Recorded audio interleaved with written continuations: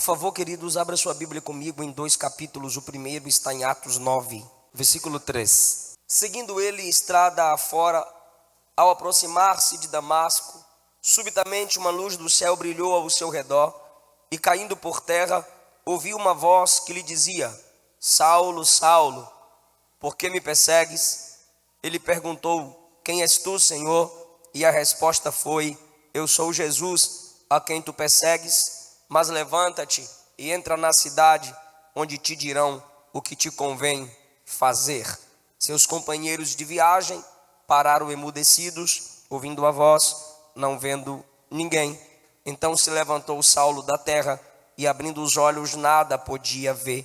E guiando-o pela mão, levaram-no para Damasco.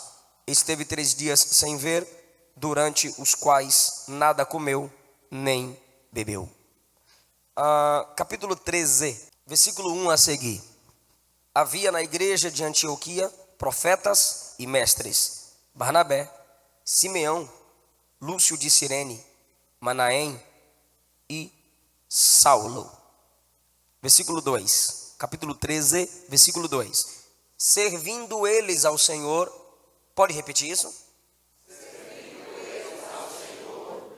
E jejuando, disse o Espírito Santo: Separai-me agora, Barnabé e Saulo, para a obra que os tenho.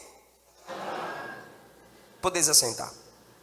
Irmãos, como Deus nos chama? De que modo Deus nos vocaciona? Como nós sabemos para o que fomos chamados na obra do Senhor? Eu tenho certeza que alguns dentre nós poderíamos perguntar aos obreiros ou pregadores, missionários, ministros de Deus, como eles souberam para o que foram chamados. Algumas pessoas me perguntam: como você descobriu que a sua chamada era a exposição bíblica, a pregação da palavra? Há vários métodos pelos quais Deus chama seus servos. Esta tarde eu me propus a meditar nisso. E eu comecei a escrever. Desde o Antigo Testamento, percebemos os modos que Deus veio chamando grandes homens, ou foram reconhecidos como grandes homens pelo que fizeram, depois da vocação aceita. Deus chamou Moisés de modo extraordinário. A sarça, uma pequena planta no deserto, ardia em chamas e não se consumia. Isso era milagre, porque se a sarça pega fogo, ela se consome. É normal a sarça pegar fogo. Anormal é ela não se destruir. A chamada de Samuel: na madrugada uma voz ecoa e o chama por 3 vezes, sem desistir daquele menino. A vocação de Jonas, Deus, mesmo ele desobedecendo, Deus enviou a tempestade e ele foi despertado em meio à tempestade, e só quando ele disse: me lancem no mar, que o mar se acalma. Ele entendeu que aquilo era por causa da sua desobediência à sua vocação. Imagine alguém conversando com Jonas depois: como tu sabe que era tu que tinha que pregar mesmo em Nínive? Por que Deus não poderia levantar outra pessoa? Jonas contaria a história e tu diria a ele: se tu não fosse, tu ia se dar mal, muito mal. Só que eu me pergunto, é apenas desse jeito que Deus vocaciona seus servos? Esses exemplos eu citei no Antigo Testamento.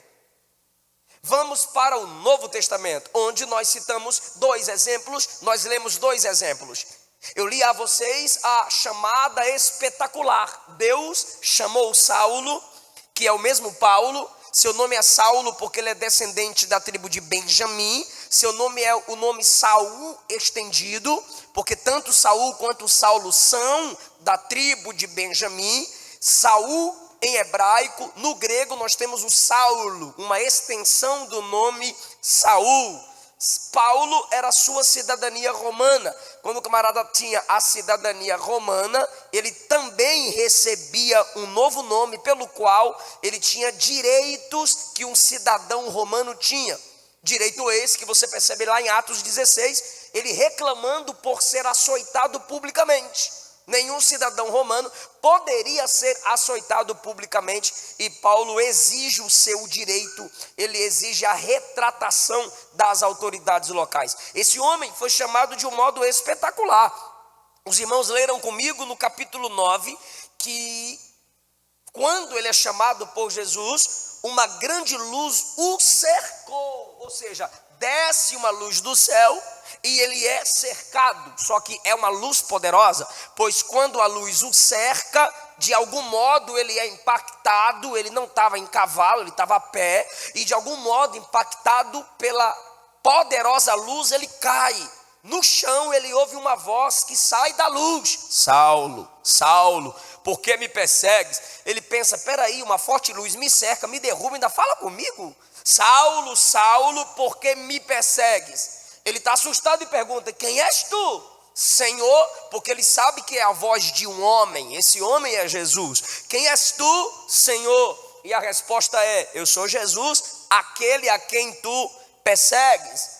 Isso é uma chamada extraordinária. A Bíblia diz que aqueles que estavam com ele ouviram o som da voz, ouviram alguma coisa, mas não viram nada. Isso é espetacular. Uma luz brilha do céu e os camaradas ouvem a voz que sai da luz, mas não enxergam a luz. Isso é espetacular. Aquele que estava cheio de ódio contra a igreja, agora entra ceguinho, carregado pela mão, e um irmão da igreja, Ananias, é quem vai orar por ele, para que ele recobre a visão e seja cheio do Espírito Santo. Essa é uma chamada dramática, essa é uma chamada espetacular.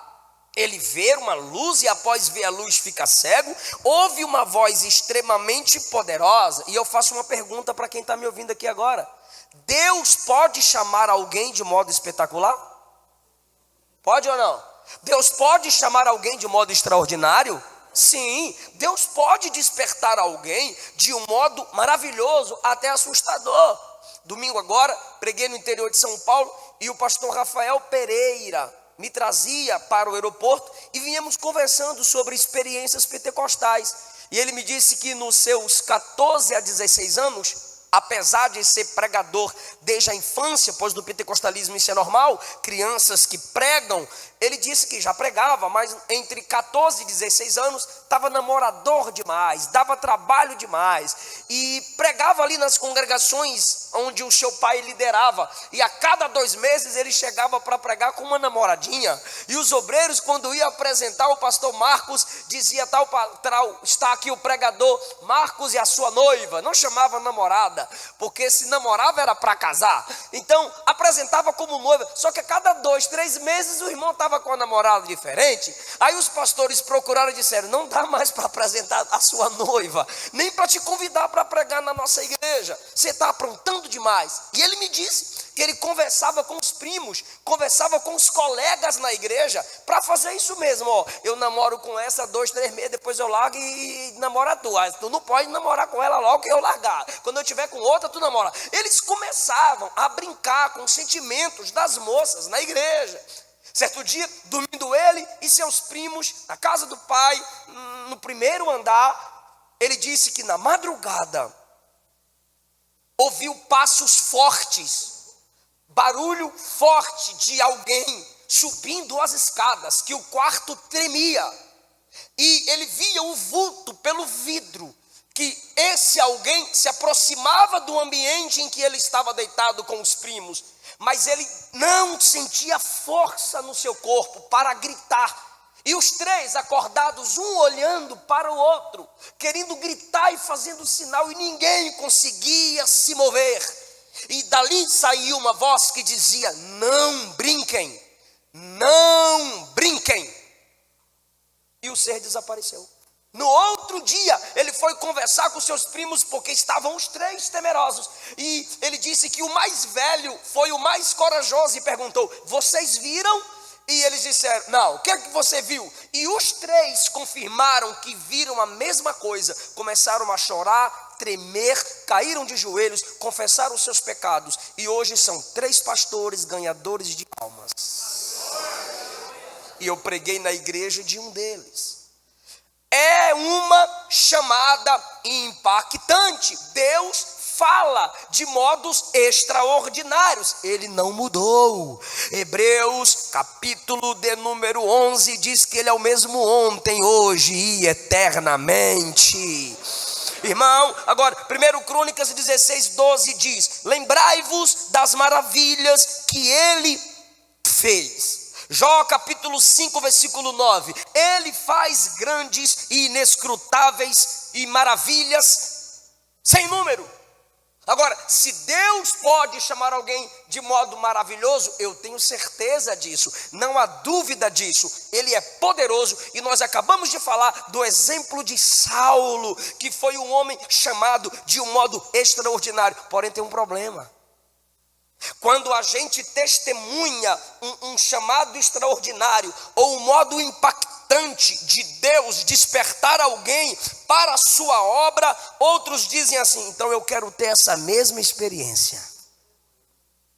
Outros dizem: se Deus está me chamando mesmo, eu quero isso aí para a minha vida. E aí, meu irmão, eu tive uma experiência de alguém dizendo isso aqui que eu vou contar para vocês. Desci no aeroporto de Vitória, Espírito Santo, e me levaram para almoçar. No restaurante, um garçom me reconheceu e disse: tu és o Eliseu Rodrigues? Eu disse: eu sou o Eliseu Rodrigues. Ele disse: eu escuto suas pregações. Aí eu estendi a mão, e para brincar com ele, eu disse: a paz do Senhor. Então ele disse: não, eu estou desviado. Eu falei: então pare de escutar minhas pregações, senão tu vai apanhar muito a partir de agora.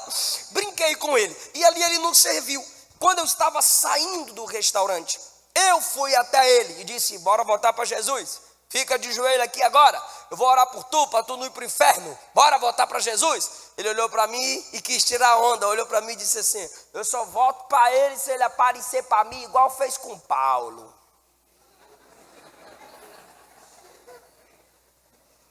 Então o bichão mesmo. Eu só volto para ele se ele aparecer para mim igual fez com Paulo. Eu falei: posso te mostrar um texto bíblico? Ele disse: pode. 2 Coríntios 11:24. Olha o que Paulo disse. O quê? Calma, eu vou ler. Em 5 ocasiões os judeus me deram 39 chicotadas. Versículo 25. 3 vezes os romanos me bateram com porretes. Outra vez eu fui apedrejado. 3 vezes o navio que eu estava viajando afundou. E numa dessas passei 24 horas boiando no mar. Nas muitas viagens que fiz, eu tive perigo de inundação e perigo de ladrões. Perigos causados pelos meus patrícios, pelos judeus e pelo gentio. Ando no meio de perigos, cidade deserta e alto mar, e perigos causados por falsos irmãos. Tenho trabalho, canseira, muitas vezes fico sem dormir. Passo fome e sede. Tem me faltado casa, tem me faltado comida e tem me faltado roupas. Além de estas e outras coisas, pesa sobre mim diariamente a preocupação que tenho por todas as igrejas. Aí eu perguntei: está disposto? Ele olhou para mim e disse: é complicado. Então às vezes você quer tirar onda com Deus. E Deus não é menino. E eu acho que você também não é bebê. Igreja não é berçário, Jesus não é babá. Para disfarçar a sua covardia, a sua preguiça, você está dizendo que você não tem chamado. Para de meninice, amadurece, cresce, crente. Não, é que nenhuma luz explodiu, nenhum carro voou, é só céu arrepiar. Tira a camisa no frio para tu ver se tu não arrepia. Leva um cheiro no cangote para tu ver se tu não arrepia. Ah, irmão, Deus faz coisas extraordinárias? Faz, igual com Saulo. Veja o que ele passou. Aqui muito é dado, muito é cobrado. Você tem mais do que Saulo tinha quando ele foi chamado. Eu não estou falando do grande Paulo, apóstolo Paulo. Eu estou dizendo do dia em que foi chamado. O Espírito já habita em você. Você já tem experiências na igreja, com os missionários, com outros que já falaram a você sobre a obra de Deus. Então, se você sabe que Deus faz coisas extraordinárias, que todo mundo quer ver luz, todo mundo quer uma poderosa voz, mas ninguém quer sofrer como Paulo. Não coloque Deus dentro de seus métodos espetaculares. Sabe, aqueles pregadores, não baixa o som não, eu só vou imitar. Aqueles pregadores que não conseguem expor o texto bíblico, mas já começa assim: quem está sentindo? Abre a boca, abre a boca, abre a boca. E aí, por que tem que gritar? Por que tem que colar o microfone? Por que toda hora pega na mão, pega na mão, pega na mão? Irmão, muito grito e nenhuma comunicação, porque acostumaram a ter gritos, acostumaram a ver pulos, acostumaram a ver o extraordinário. E no dia que Deus não quiser fazer o extraordinário? E no dia que Ele quiser falar com a igreja na brisa? Igual Elias. A gente está igual Elias, diz o texto: passou um grande vento, Deus não estava no vento. Passou um terremoto, Deus não estava no terremoto. Passou o fogo, Deus não estava no fogo. Por que a Bíblia diz que passaram esses elementos e diz assim, Deus não estava? Porque quando o vento soprou, Elias disse, agora é ele. Aí chegava lá, Deus não falou nada. Aí veio o terremoto, Elias disse, não, agora é ele. Aí Deus não estava no terremoto. Aí de repente veio o fogo queimando tudo. Não, agora é Jeová. E Deus não estava. Aí diz o texto, de repente veio a voz de Deus numa brisa mansa e suave.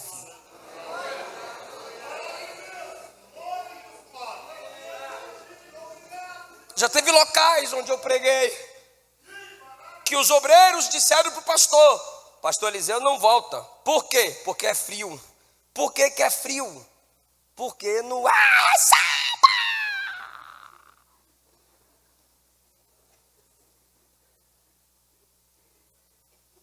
Sabe, quando alguns dentre nós dizem, não, eu gosto é do congresso, que vem pregador que mete fogo, e o pastor pregando, e o mestre ensinando, e o ancião contando seus testemunhos. É Deus na brisa mansa e suave, falando ao nosso coração. Acostumamos com o chamado extraordinário, mas às vezes Deus nos chama igual Atos 13. Tem gente que quer o chamado de Atos 9 e o chamado de Atos 13. Como foi que Deus chamou Barnabé e Paulo, que é o mesmo Saulo, em Atos 13? Olha só, que legal, olha que bonitinho. Versículo 2, tem como projetar? Tira esse bicho feio daí. Capítulo 13, versículo 2. Tem como projetar? Tem, certo. Capítulo 13, versículo 2. 10 mais 3, 13. Versículo 2. Bora lá? Toda a igreja? 1, 2, 3.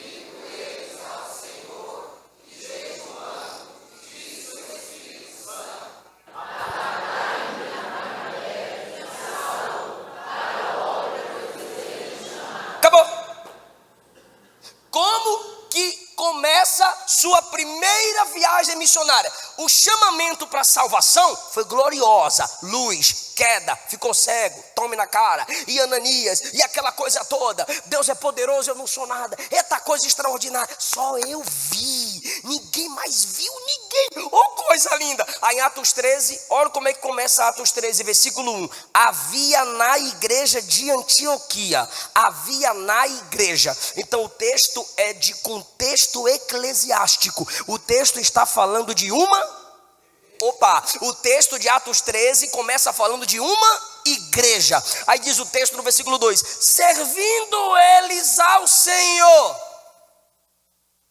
disse o Espírito, eu chamei esses dois. Como que foi a chamada? Enquanto a igreja servia e enquanto eles serviam na igreja. Eu vou repetir. Como que se confirmou essa chamada? Enquanto eles serviam na igreja, iam para a escola dominical, culto de doutrina, culto de oração. E de repente o Espírito falou através de alguém que aqueles dois eram para serem enviados para a obra missionária. Tem gente que quer a chamada particular de Atos 9, mas não quer a chamada conectada à igreja de Atos 13. E o mesmo Paulo que teve a chamada extraordinária de Atos 9, também teve a chamada eclesiástica em Atos 13. Por quê? Porque muita gente quer viver de experiência pessoal. Deus pode até me chamar no individual, mas Ele não me chama para continuar na individualidade. Você é chamado na individualidade, mas você se desenvolve na coletividade. Se você vem para cá dizendo que tem chamada, que é do manto, que é do poder, mas não congrega, não tem compromisso com nenhuma igreja local, não faz nada na igreja, só vem para o culto, senta e diz: prega pregador, canta cantor, porque eu quero ir para casa. Ou tu vem na ceia, é o vampiro gospel, só vem beber o sangue de Jesus, não tem compromisso nenhum com a igreja. Você não tem vocação, você não tem chamado, você precisa nascer de novo. Aleluia! É a igreja que confirma a sua chamada. Não, mas na minha igreja eu não tenho oportunidade. Crie. Te dá oportunidade para cantar, tu não canta nada. Deixa você tocar, tu não toca nada. Deixa você pregar, você não prega nada. Tu é ruim no que faz. Estude, ensaie, ore, jejue. Ah, é para Jesus, por isso mesmo, é porque é para Jesus que você tem que fazer o seu melhor, porque Ele tem nos dado o melhor.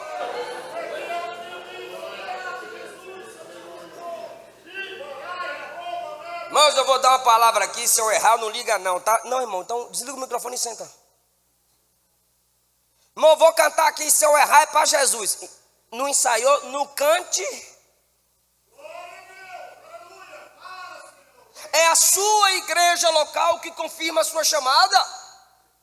Pastor Osiel Gomes, um grande pregador da palavra e pastor presidente de uma igreja lá em Tiriricau, Maranhão. Ele faz um evento lá, eu preguei nesse evento dele 20 mil pessoas na rua. O pai dele há pouco tempo passou para a glória. E de repente, Osiel estava pregando em tudo que era congregação. E um dos obreiros do campo chegou para o pai do Osiel e disse: eu gostaria de saber se o senhor libera o Osiel para tal culto, pregar na minha igreja. O pastor disse: Osiel, pregar? Sim, Osiel prega muito. Aí o pai dele perguntou: prega muito? Osiel? Eu não conheço esse Osiel que prega muito não. Ah, entendi, prega muito fora, mas aqui não prega, né? Não, ele prega bem. Aí o pai dele disse: não, ele não pode pregar bem lá fora, porque aqui ele não prega nada. Irmão, se você não é bênção na sua igreja local, você não pode ser bênção em lugar nenhum. Os netcrentes ficam nessa onda, né? Quem chama é Jesus, quem confirma é Jesus. Atos 13, estando eles servindo ao Senhor na igreja e jejuando na igreja, disse o Espírito que habita na igreja: separa Barnabé e Saulo para a obra que tem um chamado. Agora olha o versículo 3. Versículo 3.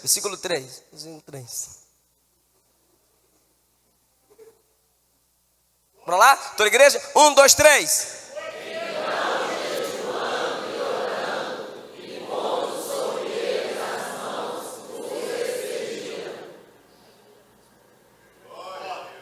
No local onde eles serviam, no local onde eles jejuavam, o Espírito que habita na igreja os fez serem reconhecidos na igreja como chamados, e a igreja que jejuava, a igreja que orava os enviou. Se a igreja não envia, se a igreja não confirma, tu é oferecido, não convocado.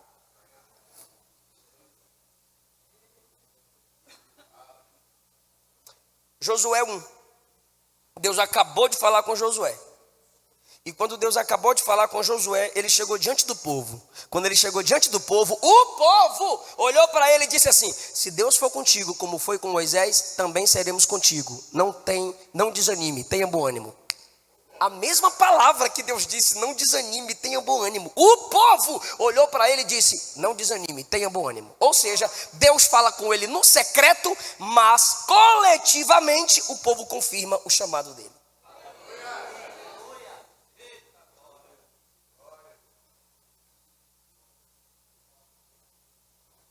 Atos 6. Atos capítulo 6. Vieram até os apóstolos e falaram um problema que estava acontecendo na igreja. Toda igreja tem problema. E quando falaram o problema, no versículo 1, olha o que é que os 12 fizeram no versículo 2. Os apóstolos fizeram. Atos 6, 2. Não é razoável que abandonemos a palavra de Deus para servir as mesas, cada um no seu chamado. Olha o versículo 3 agora. Irmãos, escolhei dentre vós, irmãos, me ajude, diga irmãos. Bora lá, olha para aqui, por favor. Os apóstolos estão mandando quem escolher? Ele está falando com os? Eles estão falando com os? Quem são os irmãos? Diga, a igreja. Os apóstolos estão falando para a igreja. Escolhei dentre vós, varões, macho, homens de boa reputação, caráter, cheios do Espírito Santo, oração e jejum, e sabedoria, preparo intelectual, para que constituamos sobre este importante negócio. Sabe que negócio era importante aqui? Dar comida para famintos. É a igreja que vai selecionar 7 homens com essas características para servir. Aí tu não congrega, tu não cultua, não ajuda a igreja em nada. E quando o pregador empolgado diz assim, quem é escolhido, quem é chamado, tu diz, eita glória, não é não. Porque é a igreja quem chama, pela direção do Espírito. É a igreja quem discerne. Pergunta para mim por quê? Primeiro porque eu já dei 3 referências. Atos 13, Josué 1 e Atos 6. Tem 3 referências, meu irmão, já é a doutrina. Segundo, Deus te convoca, te chama, te vocaciona para você se edificar ou para edificar a igreja? Edificar a igreja.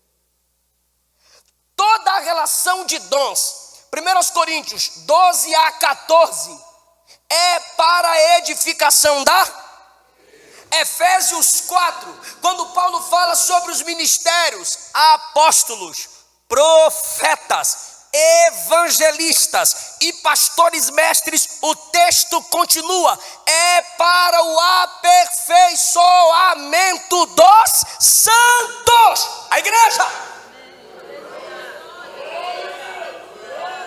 Se sua vocação, se o seu trabalho, se o seu dom não é voltado para a igreja, você está entretendo bodes ao invés de alimentar ovelhas.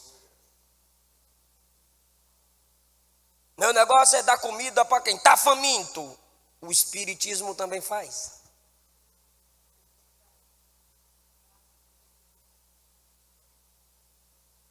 Você dá comida ao faminto, mas jejua com a igreja? Você ajuda o ímpio, mas você ajuda a sua igreja?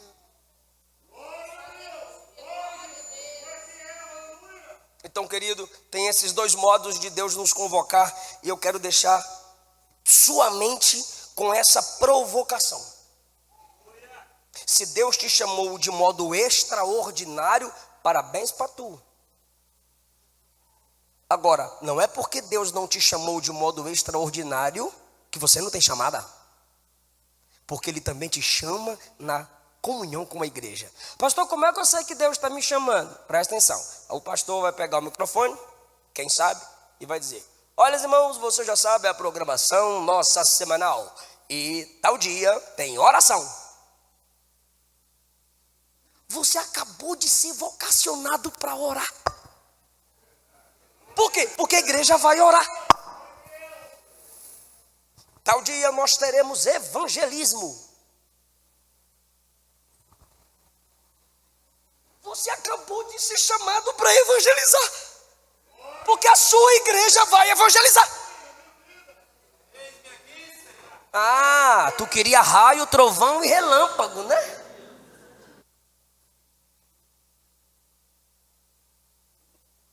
Os discípulos pegando a rede aqui, ó. Mateus 4. Esse é o tipo de rede que eles lançavam. Meu pai é pescador e meu pai faz redes. Então, pega a rede aqui, quem está lá na frente que se abaixe e joga. Quando eles fazem esse giro, está na Bíblia, Mateus 4. Quando eles fizeram esse giro, olha o que diz o texto. Estando eles lançando a rede. Então, quando eles fizeram esse giro, Jesus lá, me sigam. Seguiram Jesus. Deixaram as redes e o barco e seguiram Jesus. Não teve um milagre. Um paralítico, nenhum paralítico andou, nenhum morto ressuscitou. Não teve um milagre. Jesus só disse, me segue. Deixaram tudo e seguiram. Mateus na coletoria estava cheio de cobradores de impostos. Jesus olhou para um e disse, vaza, vaza. Mateus se levantou e seguiu Jesus.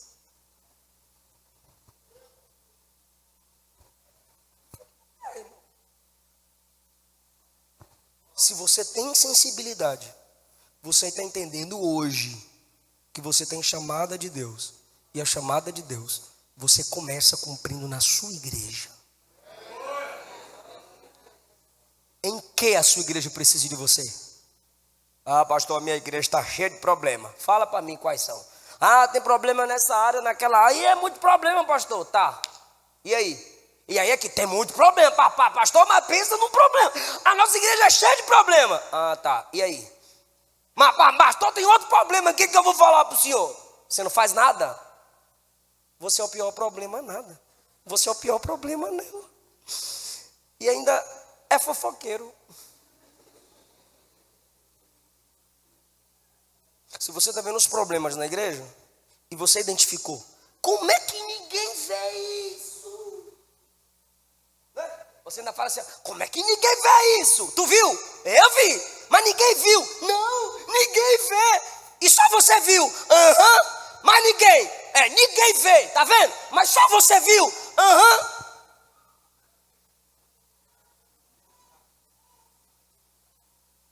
Isso quer dizer que você pode ajudar, que você pode fazer alguma coisa para solucionar.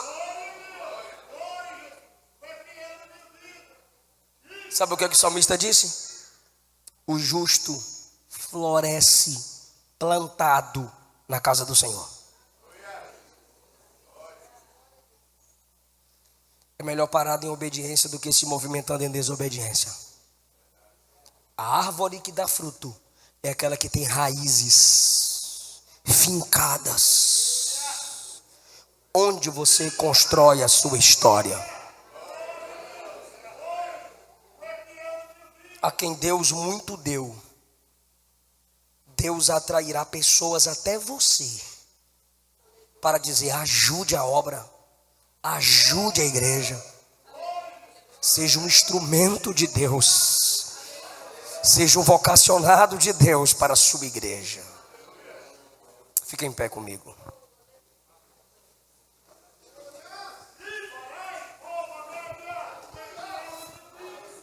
Vamos orar, irmãos? Vamos orar em forma de canto, igual os salmistas faziam. Sonda-me, Senhor, e me conhece. Quebranta o meu coração, transforma-me conforme a tua palavra e enche-me até que em mim se ache só a ti. Então usa-me, Senhor,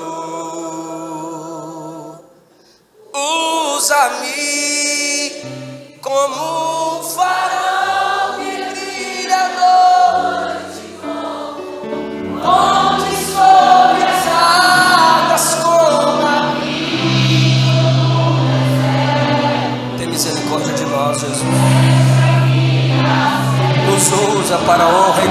seu precioso nome.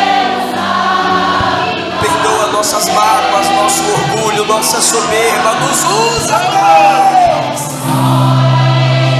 Feche os seus olhos, levante as suas mãos em sinal de dependência.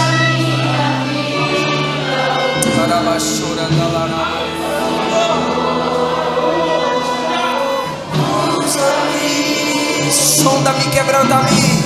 Sonda-me. Isso é uma oração, irmão. Isso é uma oração. Enche-me.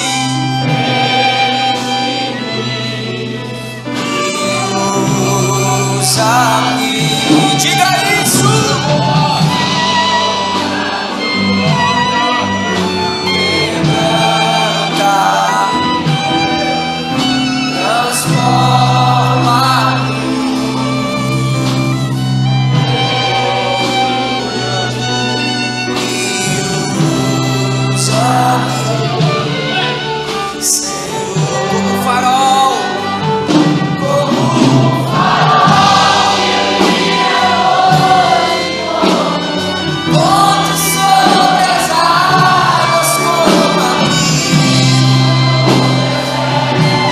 Serva Jesus, usa o teu servo Jesus.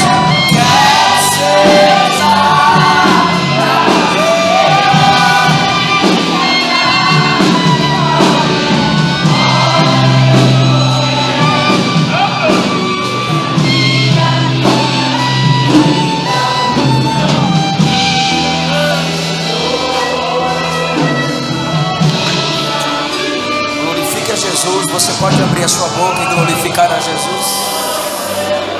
Você é pentecostal, irmão, você pode levantar a sua mão e glorificar aquele que te chama.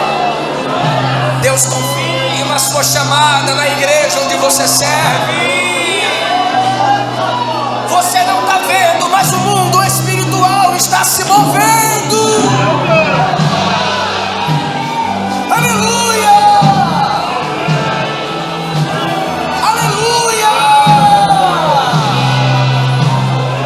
Nosso coração, Jesus, desperta-nos.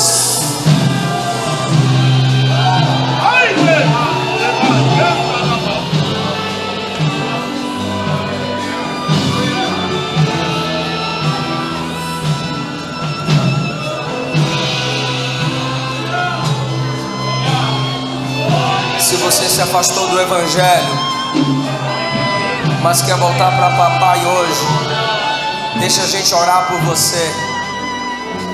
Essa palavra cercou você. Quem sabe Jesus, pelo poder da palavra, está te atraindo para Ele. Você está sentindo que Deus marcou essa noite para marcar a sua vida. E se você se afastou e quer voltar para Ele, a oportunidade lhe é dada agora.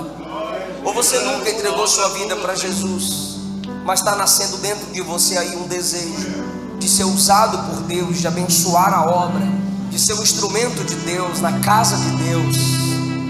Tem alguém que quer entregar sua vida para Jesus hoje? Nos dê um sinal com a sua mão, a gente ora por você. Se você quer voltar para papai, volte hoje. Se você se afastou, ou você nunca foi evangélico, como o mundo nos chama, mas hoje você quer ser salvo em Cristo Jesus. Tem alguém para Cristo esta noite? Você que quer salvação em Cristo, vida eterna em Cristo, transformação pelo poder do Evangelho. Se não temos ninguém, eu agradeço essa rica oportunidade e que Jesus continue abençoando cada um de vocês. Amém.